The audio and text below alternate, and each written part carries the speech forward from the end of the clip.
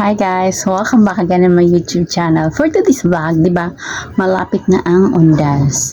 Coming na din ang Christmas. Ready na bang lahat? Kami kasi ay unti-unti na akong gumagawa ng pang Christmas gift. Yung mga gamit pang Christmas, unti-unti na din ako mga bumibili. Lalo na yung pag-hoard ng mga inumin, hindi lang inumin, yung iba pa, yung pang recados para sa Christmas, unti-unti na din akong bumili. Kasi nga, syempre, na-experience na natin kung gaano ka-busy yung mga malalaking tindahan, gaano paubusan ng mga stocks, kung pahirapan na maghanap ng mga and then tumataas din yung mga price, diba? Kaya habang malayo-layo pa kaunti, kasi October na ngayon guys, magna-November na next month.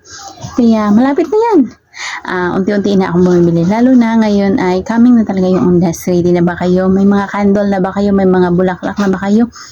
Kung ano pa yung mga gamit sa pang-Undas, puspuro, yung ganun. Kasi ako ready na. Titingnan natin. Guys, ito lang naman yung naipon ko na kandila. Yan. Ito, 1, 2, 3, 4, 5, 6, 7, 8, 9, 10, 11. Pero may mga nandun pa nakasabit yung may nakuhanan na. So, 11 packs. Ito ay tag 10. Tag 10 yung bintahan ko nito. Ito din tag 10. Ganito kalaki. Ito din tag 10. Ibang store naman to. Ito yung maganda or gusto ko. Kaso kaunti lang yung kita natin dito. Pero okay na din.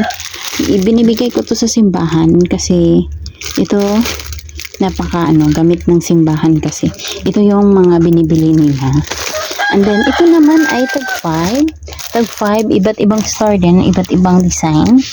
1, 2, 3, 4, 5, 6, 7, 5, 100 pieces yung niya. Wala na kasi yung tag 2 kaya ito na lang. Guys, yung iba ikikip ko muna doon sa gilid kasi syempre para hindi sila masira. And then ito ay tag 5 nga and then wala na akong tag 2 kasi wala na daw silang mga benta nun. Ay meron pa pala tag 2 ko guys. Natago na siya yan. Manipis pero may naghanap kasi nito. Wala nang tinda eh. Madami kasing naghanap ng 2 lang eh. Kaya yan.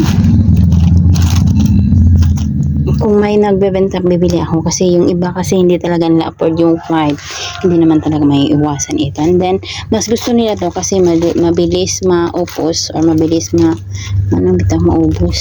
Yan. Bibili sila na tag 20 pieces yan. Kaya gusto ko yan.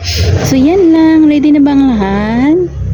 At yung puspuro natin, ready na din. Ito pala yung lagayin ko ng mga shampoo, conditioner. Yan. Yung box ng milk ni Bibi. Ngayon ko lang din naisip, sayang nga yung iba tinapon ko na yan. Mas organized na siya. Tingnan.